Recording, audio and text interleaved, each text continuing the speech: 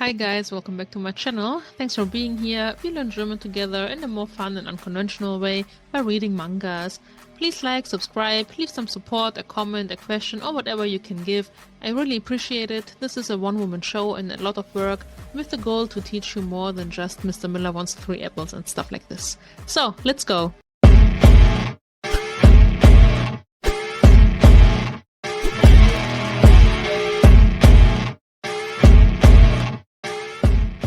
I think we might finish the book today. We have 3 pages left, so maybe. Let's go to the right side. We start with a bad word, which I will not say. It's how you address somebody in one of the worst ways.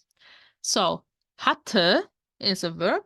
We know it by now, to have, haben, but it is Preteritum, haben. Das Glück is neutral, das Glück. And das Glück means the luck. We must consider also other meanings like joy. Das Glück, the joy. It's really context related. And nur means only. So this, you know what, only had luck. Next one.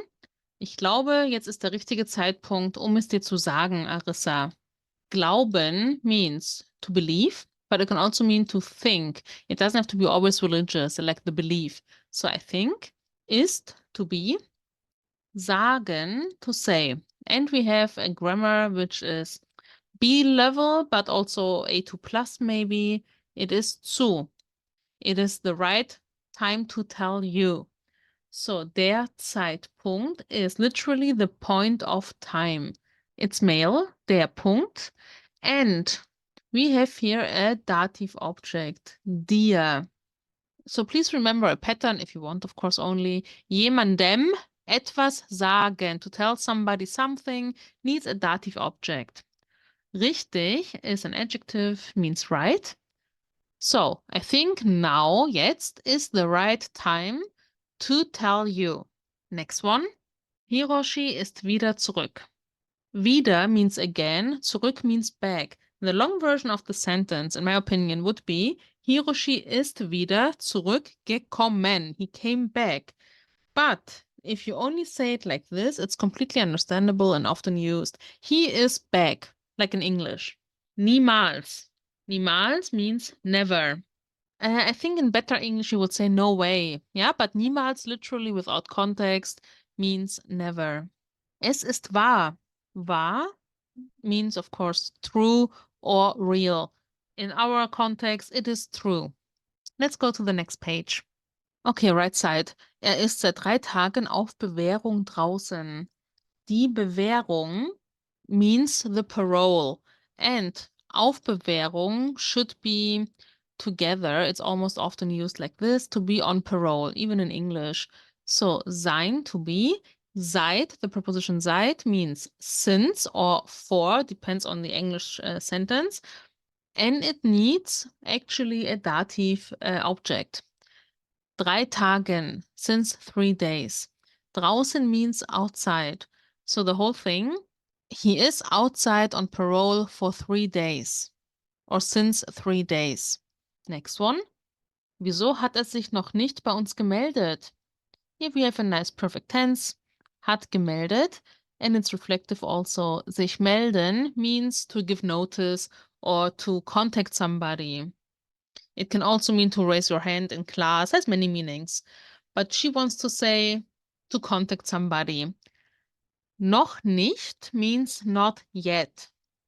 Noch nicht. Bei means at. And when you use it with a person as an object following, as a personal pronoun, you have to use dative, bei uns. And the question word is why. So altogether, why did he not contact us yet? This would be the normal English sentence. So ist er nun mal. Ich habe ihn noch nie richtig verstanden. So the verbs, again, to be, ist, habe verstanden, again, perfect tense, to understand, verstehen. Noch nie, never, ja, noch nie. Never before would also be an option. Jemanden verstehen needs accusative. So we have ihn here as our accusative object. Richtig, you know, richtig means correct or right. And here we have it in front of a verb. So it's more of an adverb. I will translate it in a second. So ist nun mal. Nun mal is so hard to translate. The translation is literally, well, that's how he is. You know that mal gives a casuality. This is for one. But the rest is how to translate word by word. So ist nun mal. That's just how he is. In such way. So. That's how he is. I never understood him completely. And I use completely on purpose, even though it doesn't say komplett. It says richtig. But we could also say I never understood him correctly. But completely in English makes more sense. I never understood him that much. Auch wenn Hiroshi wieder draußen ist. Auch wenn is a nice pattern, even if, auch wenn Hiroshi wieder draußen ist. We translated before. Hiroshi is out again. Arisa, sei mein Mädchen. Das Mädchen, the girl, the child, the female child. But of course, be my girl. I mean, we don't have to translate it too much. Das Mädchen also in this context. And sei is also the verb to be, but it is in imperative. Yeah, giving an order, a request, stuff like this. Be my girl. Was? And then he says, auch wenn Hiroshi zurück ist, ich bin immer noch der Anführer der Bombers. We know everything by now here. Even if, again, like here, even if Hiroshi is back, ist zurück. I am still, immer noch. Don't forget, immer means always by itself, but immer noch means still. The leader, der Anführer of the gang Bombers, I guess. Toppo, George, Yasuo, jedes Mitglied der Bombers sieht mich als ihren Anführer an. So on the right side we have 3 names and then he says, jedes Mitglied. I'll talk about in a second, but we check out the verb first. Sieht an, sieht ansehen actually means to look at something, but we have here a nice pattern. Als etwas ansehen, to see someone a certain way or as a certain person or thing. Again, der Anführer, the leader. So we have also me in accusative here. So jedes, every member of the Bombers, der Bombers, Genitiv, sees me as ihren, their leader. Or looks at me as their leader would also be correct. Also bin ich auch der Anführer. Therefore, also, I am the leader. Hiroshi und dieses J sind ein Haufen Dreck gegen mich. Again, to be, sein, a really common verb by now. It's the only one also, the only verb. Der Haufen, without context, means the pile, like something that's a little mountain, right? A little pile of something. Der Dreck is the dirt. Der Dreck.